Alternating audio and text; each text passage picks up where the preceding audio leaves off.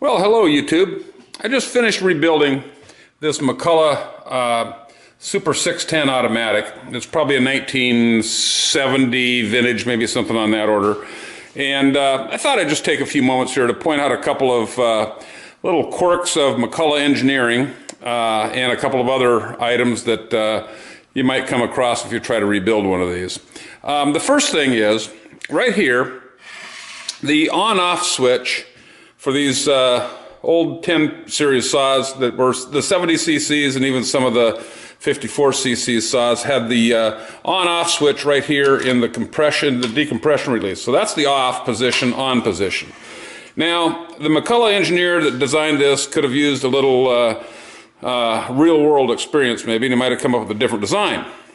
Because what would happen when you're putting this saw into a cut, particularly on a larger log where you might be really forcing it with your hand or something like this, or have your hand in it like this and pushing it over the log, that thing would go over, you hit it with your hand that way or what have you, and it'd shut the saw off.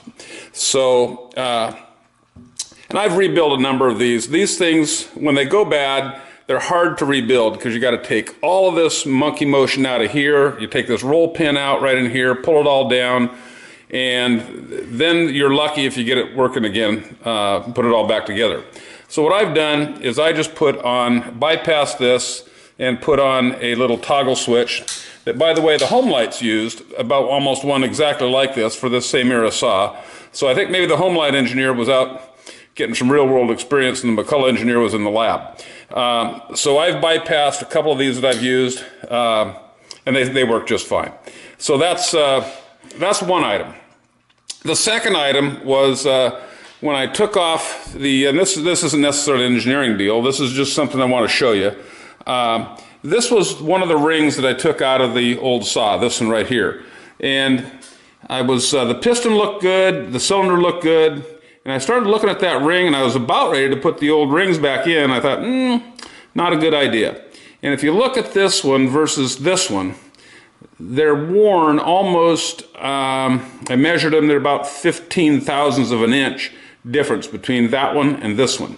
So that's something you need to take a look at. Piston looked good, cylinder looked good, actually the rings looked good, but they were worn. So this probably wouldn't have had much compression if I had left those rings in there. The other couple of items are in the air box under the hood on this, so we'll go ahead and take that off and take a look at those. Okay, this is probably some additional McCulloch engineering genius here. And right here, this choke rod comes down from the choke, goes into the choke button right there, and it uses these little, what they call choke snubbers, to keep these rods tightened together so that the choke rod doesn't pop out of the button this way. And as you can see, it fits right in there. Now, instead of using another 1/4 of an inch of material and making a bend to keep that in there, they use these, what they call choke snubbers. So if you don't have that on there, this thing will idle and it'll pop out because of the vibration. Pretty soon your choke rod's laying around, flopping around in there. Not a good idea. So what I've done, you can still find these, but they're kind of expensive and they probably still, this one was actually intact when I took it apart and I broke it. So I just made another Jippo outfit here, a couple little teeny pieces of wire that I made some hooks out of, put an O-ring in there to give it a little tension and keep these together. On some of these models, this choke snubber will also keep this throttle rod here, give a little tension on it to keep it close to the idle screw, and so that the idle will stay where it needs to be. But you can also fix that by just bending that throttle rod a little bit.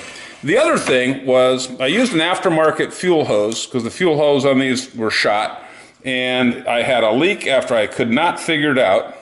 And so I finally realized that it was coming from the fuel hose right where it connects to the barb on the carburetor at the bottom. And so what I did is right in there, you can see there's a cable tie I put in there and just tightened it up, and it got rid of that problem. So we're good with that. So I think that's pretty much it. We'll put it back together here and I'll let you hear this one run for a little bit after a rebuild.